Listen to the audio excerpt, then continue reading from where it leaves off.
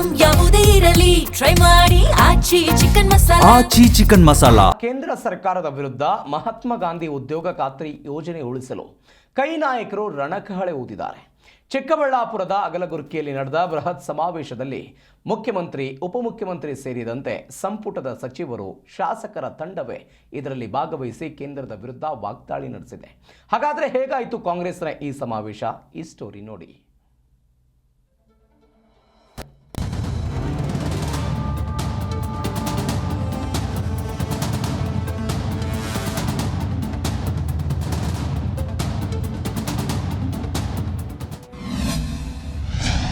ಚಿಕ್ಕಬಳ್ಳಾಪುರದಲ್ಲಿ ಕೇಂದ್ರದ ವಿರುದ್ಧ ಕೈಕಹಳೆ. ಉದ್ಯೋಗ ಖಾತ್ರಿ ಯೋಜನೆ ಉಳಿಸಲು ಆಂದೋಲನ. ಕೇಂದ್ರ ಸರ್ಕಾರದ ವಿರುದ್ಧ ಉದ್ಯೋಗ ಖಾತ್ರಿ ಯೋಜನೆಯನ್ನ ಉಳಿಸುವ ಸಲುವಾಗಿ ಕಾಂಗ್ರೆಸ್ ಹಮ್ಮಿಕೊಂಡಿದ್ದ ಬೃಹತ್ ಆಂದೋಲನಕ್ಕೆ ಚಿಕ್ಕಬಳ್ಳಾಪುರ ಜಿಲ್ಲೆ ಸಾಕ್ಷಿಯಾಯಿತು. ರಾಷ್ಟ್ರೀಯ ಹೆದ್ದಾರಿ 44ರ ಅಗಲಗುರ್ಕಿ ಬಳಿ ನಿರ್ಮಿಸಲಾಗಿದ್ದ ವಿಧಾನಸೌಧದ ಮಾದರಿಯ ವೇದಿಕೆ ಎಲ್ಲರ ಗಮನ ಸೆಳೆಯಿತು. ಸುಮಾರು 60,000ಕ್ಕೂ ಅಧಿಕ ಆಸನಗಳ ವ್ಯವಸ್ಥೆಯನ್ನ ಮಾಡಲಾಗಿದ್ದು, 3 ಬೃಹತ್ ಜರ್ಮನ್ ಟೆಂಟ್ಗಳ ಅಡಿಯಲ್ಲಿ ಚಿಕ್ಕಬಳ್ಳಾಪುರ, ಕೋಲಾರ ಮತ್ತು ಬೆಂಗಳೂರು ಗ್ರಾಮಾಂತರ ಜಿಲ್ಲೆಗಳಿಂದ ಬಂದಿದ್ದ 50,000ಕ್ಕೂ ಅಧಿಕ ಜನಸ್ಥೋಮ ಜಮಾಯಿಸಿತ್ತು.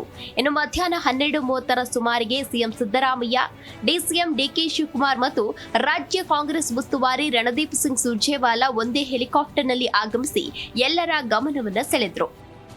ಇನ್ನು ಸಿಎಂ ಮತ್ತು ಡಿಸಿಎಂ ಕಾರ್ಮಿಕರ ಅವತಾರವನ್ನ ತಾಳಿತು ಕೈಯಲ್ಲಿ ಸನಿಕೆ ಗುದ್ದಲಿಯನ್ನ ಹಿಡಿದು ಮಣ್ಣಿನ ಬಾಂಡ್ಲಿಯನ್ನ ತಲೆಯ ಮೇಲೆ ಹೊತ್ತು ನರೇಗಾ ಕಾರ್ಮಿಕರ ಕಷ್ಟವನ್ನ ಜನರಿಗೆ ಮನವರಿಕೆಯನ್ನ ಮಾಡಿಕೊಟ್ರು. ಈ ವೇಳೆ ಸಚಿವರಾದ ಡಾಕ್ಟರ್ ಎಂಸಿ ಸುಧಾಕರ್ ಮತ್ತು ಕೆಎಚ್ ಮುನಿಯಪ್ಪ ಕೂಡ ಸಾಥ್ ನೀಡಿದ್ರು. ಇದು ಮನ್ರೇಗಾ ಕಾರ್ಯಕ್ರಮ ಏನು ಇವತ್ತು ಈ ಹೋರಾಟ ಇಟ್ಕೊಂಡಿದ್ದೇವೆ ಮಹಾತ್ಮ ಗಾಂಧೀಜಿ ಅವರ ಹೆಸರಿನಲ್ಲಿ 20 ವರ್ಷದ ಹಿಂದೆ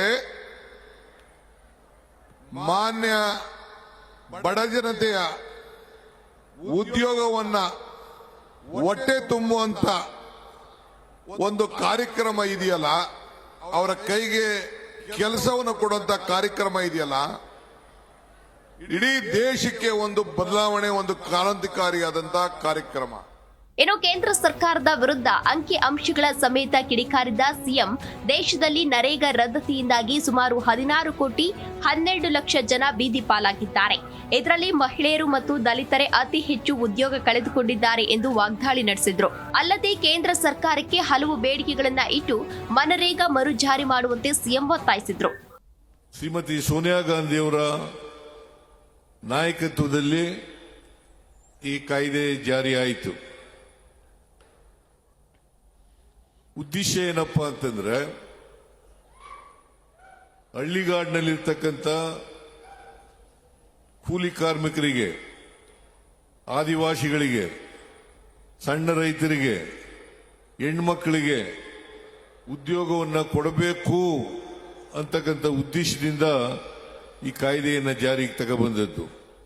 ಒಟ್ಟಾರೆ ಮನರೇಗಾ ಬಚಾವೋ ಕಾರ್ಯಕ್ರಮದ ಮೂಲಕ ರಾಜ್ಯ ಕಾಂಗ್ರೆಸ್ ಸರ್ಕಾರದ ನಾಯಕರು ಕೇಂದ್ರದ ಬಿಜೆಪಿ ನಾಯಕರಿಗೆ ಶಕ್ತಿ ಪ್ರದರ್ಶನ ತೋರಿರುವುದು ಯಶಸ್ವಿಯಾಗಿದ್ದಾರೆ ಎನ್ನಬಹುದು. Satish S, Zee Kannada news, Chikkaballapur.